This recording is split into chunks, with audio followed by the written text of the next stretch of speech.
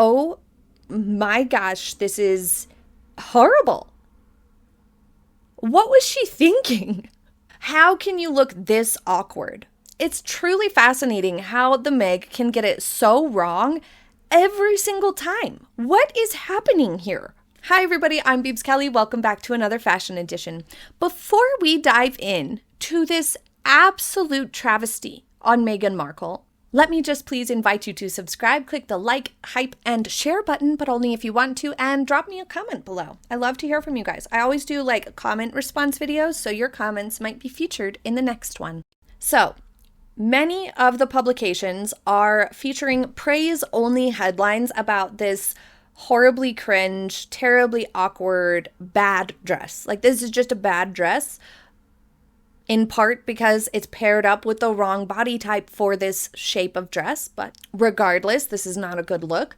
But a lot of publications heap praise on every look that they do a piece about. And the reason for that is because no publication wants to be viewed as one that bullies or picks on people or only says nice things about certain people's outfits. Because for a while there, when there was a lot more criticisms in the press, worst dressed lists used to be published, and fashion police was a thing with Joan Rivers. Those things went out of style, in part because of the body positivity movement. People didn't want to feel like they were shaming anyone or making anyone feel bad about themselves. And the lines got blurred between talking about a bad outfit and bad styling with maybe confusing it with people who were saying like, oh, this person doesn't look good. Then like they're saying something mean about this person. And I can understand how those lines got blurred. But at the same time, when we take that too far, then we lose the ability to look at and learn about styling properly. So the publications, all the magazines, all the headlines are not doing anyone any favors. They're not teaching any reader about how to dress better or what looks good or what doesn't. They're just gaslighting the public saying this looks great because we don't want to be labeled as meanies. So don't listen to them. Let's see. My first thoughts, this is really, really try hard. It looks desperate, uncomfortably like reaching for something, wearing something you're not comfortable in. Meghan does not look comfortable here. This looks like it's wearing her. She looks out of place. The whole thing looks awkward. The hemline is absolute trash. We will circle back around to that in a moment. But look at how many wrinkles and puckers there are throughout this whole thing. The overall impression that I get is that this is stiff, it doesn't fit well, it's not made well.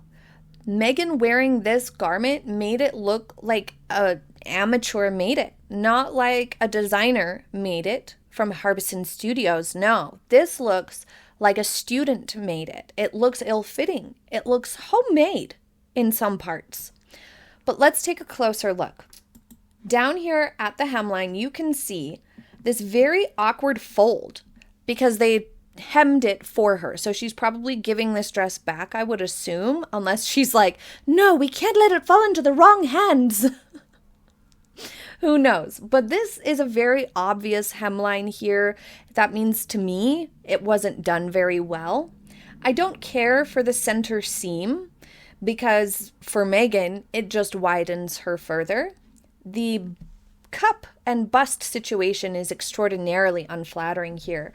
It looks very flattening from the front, and then you have this like weird bulge up here. I think she tried to tape her boobs to be up higher, so then we have sort of an emptiness along the bottom half of the bust line, and then we have a sort of uncomfortable lumpy situation going on along near where that black border is up closer to the neckline.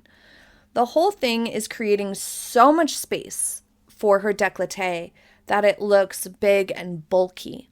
And overall, this whole thing looks very widening to her shoulder line. The many plethora of wrinkles and puckers are in part because it's not laying properly on her body. She might not have the right foundation garments, she might not have had enough fittings, or it might just be because this isn't a good marriage for her more boxy body type to have this more stiff satin. Because satin of this weight does lay more stiffly. Like Haley Steinfeld wore a really wonderful Old Hollywood Glam gown like this. I think it was by Prada with opera gloves and all that, and it looked wonderful. But she has a more balanced body type, and she's a little bit taller than Meghan Markle too. So here on Meghan, who already has an angular body type, wearing garments that are very stiff, like remember the red dress, this nightmare, the inverted nipple dress here, it's hanging so stiffly off of her body, and it's only accentuating the angularity, making everything look more stiff and blocky. We have the same effect here. This looks stiff and blocky, like this really stiff rectangular dress that has no softness to it. Because Meghan has a more angular, boxier body type, she needs something that's softer and flowier and lays more smoothly. That is what she needs to have a good marriage of her body type with the silhouette of a dress coming together to be flattering. Because she already has a more stiff, boxy, angular body type, wearing a dress that also hangs in a stiff, rectangular sort of a fashion and looks heavy and unmoving is just going to accentuate this stiff, straight silhouette, and it's going to look awkward and bulky. The bare toes also are egregious. This is a disgusting mistake. This is a terrible mistake. They don't vibe with the look of this dress at all. They look underdressed. They look silly, peeking out of the bottom of a gown, poking out of the bottom of a gown that wants to be Old Hollywood Glam, which doesn't mean that she's pulling off Old Hollywood Glam here, but the dress itself wants to have that more elegant, elevated aesthetic. So having your bare toes poking out from the bottom of it just looks trashy. She needed closed toe shoes for the love of God. It also looks a little bit too tight throughout the leg, the hip, and the actual, like from the knee down. There is a kick pleat in there, but as you can see, she can't really walk properly. It looks like it's too tight, so she's standing and walking really strangely. She never learned the glide, where you glide your feet forward. You don't pick them up and step forward like this. You're supposed to glide and glide your feet forward. The reason why you do that, so it's more like your feet push forward and sort of just graze the surface of the ground like this. The reason why we do that when we're wearing dresses or evening gowns or ball gowns is so that you don't step on the hemline of your dress, so that you push the front of your dress forward so your shoes have a better chance of staying under your dress. And because sometimes in a more slim fit dress or something that's tighter throughout the leg, it's the only way you can step and walk gracefully. Meg doesn't do that. She just steps like a dog with too big of shoes on, and it looks awkward and clunky, clumsy. It doesn't look good. But let's circle back up to the top of the look here. These earrings are a little bit too heavy for her here. They're in fact landing at and resting at the widest point of her face. Everybody has a different area of their face that is widest. For some people, it's around their cheeks. For some people, it's their forehead and they have a really heart-shaped face. For some people, it's their jawline like Meghan. Like everybody's a little bit different. But for Meghan, it's definitely this part of her jawline. Like the actual jawbone is where she is widest on her face if she's looking straight ahead. Like look at the Cut magazine cover. It's a perfect example to just see it very clearly and obviously. So having earrings right there, like these land right there, landing at the widest point of her face there at her jawline, actually ends up dragging down the visual effect around her face. They end up making it look a little bit droopy and sort of heavy down here. If they were just studs, like just the top part of the earring, like maybe I can cover this up. I don't know. I'll try in editing here. It looks better when it doesn't have this dangle hang all the way down here at the jawline. They still would have matched the look, but given a little bit perkier look to her face, a little bit more of a lifted look to her face, and a little bit more youthful. Overall, I think the makeup look was okay. I like the pink lip shade. I thought that was pretty and a nice choice to complement the gown in general. However, I don't think that this pink gown shade was the right choice for Meghan because she actually looks a little bit washed out here. She looks a little flat with this very sheen, oyster colored pink dress. She looks really, really nice, and her coloring seems to pop. Like her eyes, her hair, her skin tone looks more vibrant when she wears jewel tones like plums and emeralds and like foresty rich greens, like rainforesty green, and blues. She looks wonderful in blues, and even red. Red is a good color for her, if it's the right red especially. It's just that this dress was like a huge mistake. Gross error in judgment. This dress is terrible. But like the color was okay. But these really, really soft, palish sort of colors like this one, and it's also a more cool toned pink. It looks, especially with the sheen, it's kind of washing her out. The hairstyle is a little overplayed for Meghan. We've seen this hairstyle so many times. It's nothing special, and it looks a little too basic for this attempt. What I would have loved to see would have been like an old Hollywood glam curl with a side part where the curls were like soft and round, or like Jessica Rabbit style hair. That would have looked really nice for the vibe overall. It would have been something different on Meghan. It would have looked exciting and more styled and more intentional than this bun. The neckline also, you can see here, is ill-fitting. It's definitely pulling away. It's making her chest overall look really broad, and it's making her bust look like it's padded. It also kind of looks like it's desperately trying to hold the dress up. I think a dramatic necklace would have definitely helped to break up this huge décolleté that we have. That would have helped. The shawl, I absolutely hate. It looks very messy and very sloppy because Meg can't carry this sort of fashion very well at all, but also because it needed some sort of texture to contrast the dress. Like, if it had feathers, I think it would have been a lot more successful, even though it looked messy and sloppy hanging off of her elbows. If it had feathers and texture and movement to it, it at least would have been exciting. But instead, this just looks like you draped a blankie over your elbows and you're walking around. It doesn't look intentional at all. But also, it doesn't help that Meg kept holding her hands in T-Rex arms. She just kept having her hands dangle. And that never looks good. It doesn't look like you care. It doesn't give a pose. Now, when she was having pictures taken, she held her hands together in a more normal way. But walking, and in pictures where she's, being not photographed on purpose, she just has her hands hanging. And it doesn't look as good. Like in this video, they're just dangling. It doesn't look good. But something like feathers in that cape situation would have given this a lot more life and would have been less stuffy meets sloppy, because that's the weird thing about this. The dress itself and Meghan's styling looks very stuffy, pretentious, try hard, like she's trying to look a certain way on purpose, like dress up vibes. But then the shawl situation looks really sloppy and messy and amateur and like an afterthought.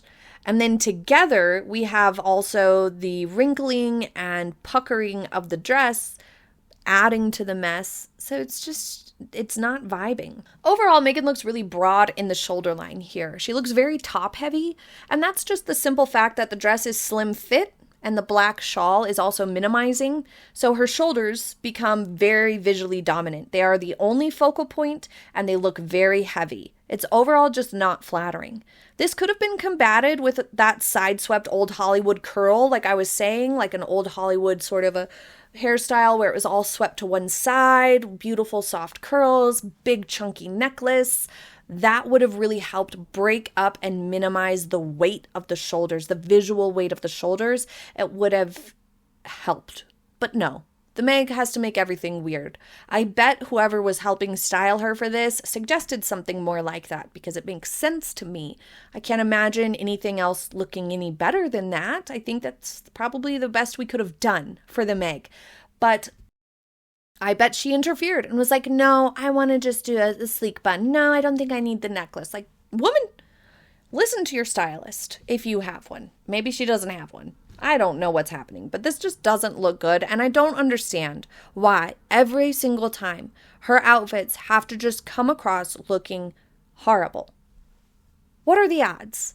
Rarely have I seen such awkward and stiff situations as this. Like from the knee down, this whole thing just looks uncomfortable. And it's a combination of the thick, heavy hemline that looks like it was folded under and the visible toes. Wear closed toe shoes with dresses like this for the love of all things holy. And the fact that it's too tight. This is overall too slim for her. She looks like she doesn't fit it. You know how when people are wearing jeans, and if they're wearing jeans that are too tight, you can see where the button isn't quite closing very nicely or easily, or the zipper is like fighting to stay up, and there's maybe, some bulge along the top waistband. Hey, everybody goes through it sometimes. Sometimes you just gotta wear the jeans that you have. This is not a shaming situation. It's just you can tell if someone's jeans are too tight. That's what this dress is giving. You can tell when it's too tight, and it ends up making the person look bigger and heavier than they are when they're wearing something that's too tight. Whereas if you wear something that fits you perfectly or even has a tiny bit of wiggle room, it'll make you look a little bit more slender than you are. It gives the illusion that you have room in your clothing, because you do. And it just looks nicer. It looks more well fitted. Here she looks like this is too tight for her pretty much everywhere except for the bust. She can't even walk. This awkwardness is tremendously inelegant. Now, this here is what the Meg's dress was sort of inspired by, and this has so much more energy in it. It's a much more dynamic design. You can see the asymmetry of the neckline here. It's fabulous. Its shape is more profound as well, and it's being worn on someone with a more well-defined waist, which obviously helps, of course, the garment look more appealing, but overall you can see just how much more of an exciting look this is. But then, Meghan's is lame. And Meghan also was kind of sort of overdressed for this. Most people chose things that were a little bit more contemporary and edgy, while Meg's over here is dressed like she wanted to go to the Golden Globes or the Oscars, but at the end of the day, it was a crappy attempt and poorly worn. It was poorly executed. Wearer error here. Say that 5 times fast.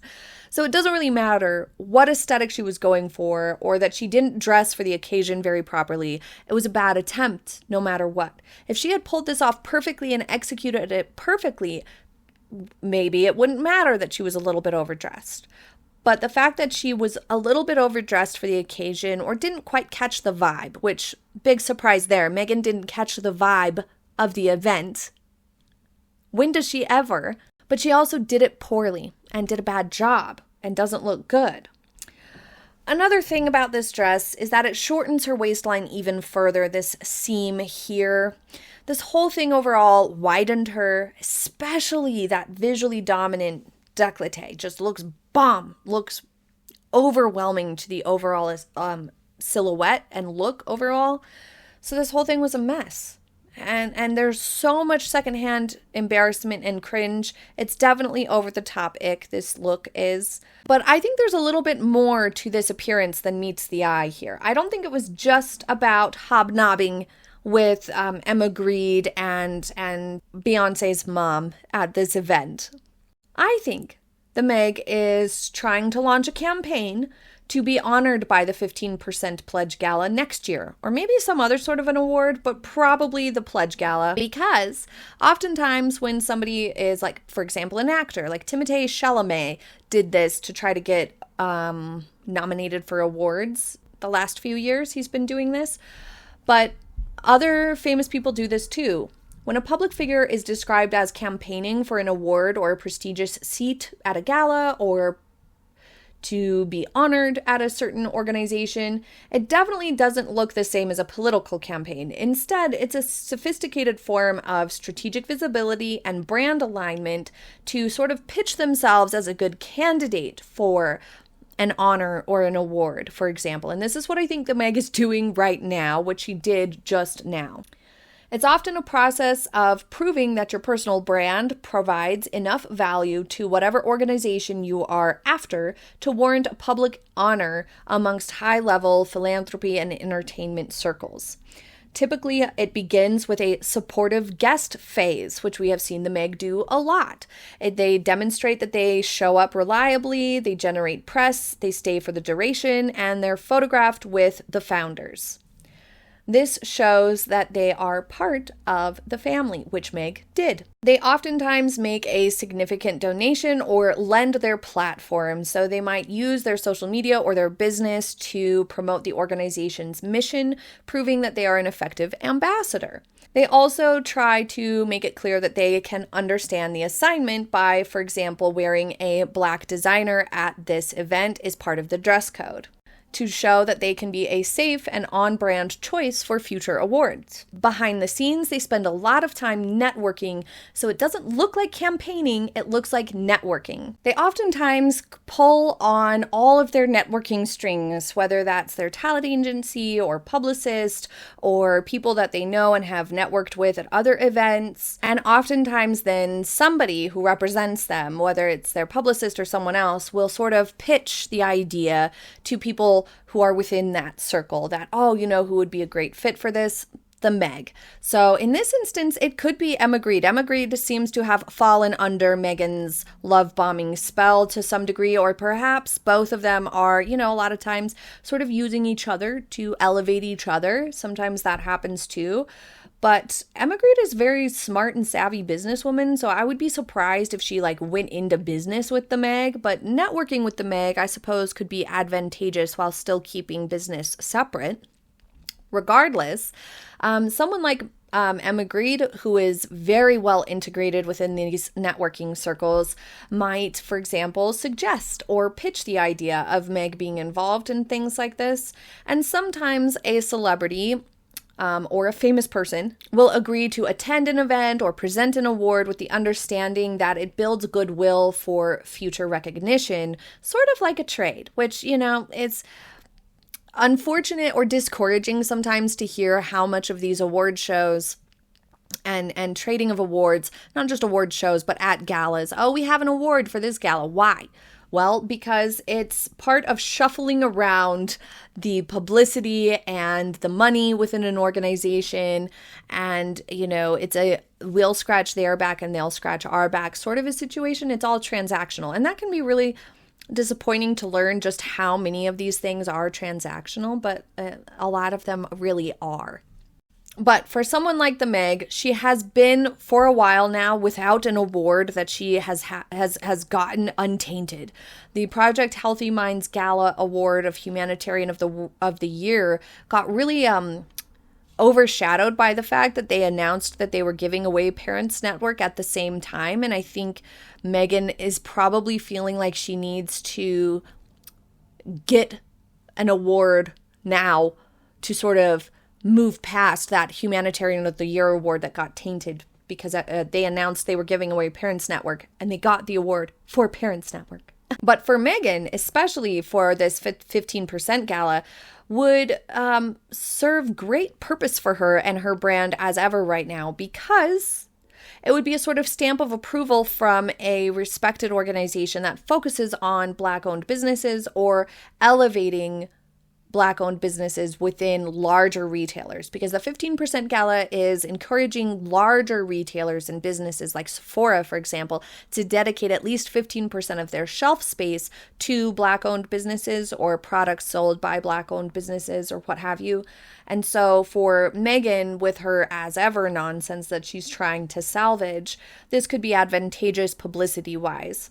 Plus, she has had so much negative press, she still seems to think that getting awards and getting her hands on microphones will help things or give her access to more exclusive circles of donors or power players to help with her business or to help save Archewell Philanthropies. Who knows? Like I said, in these types of circles, attending to support the cause is often one and the same of positioning oneself for status or potential future honors. It's oftentimes kind of the exact same thing. You're going there for both reasons. But the way Meghan showed up to this event, the people who were there, the type of event it was, just gave me the feeling that part of why Meghan was attending was to sort of plant the early seeds of a campaign to try to get in with this gala and perhaps be honored in the future.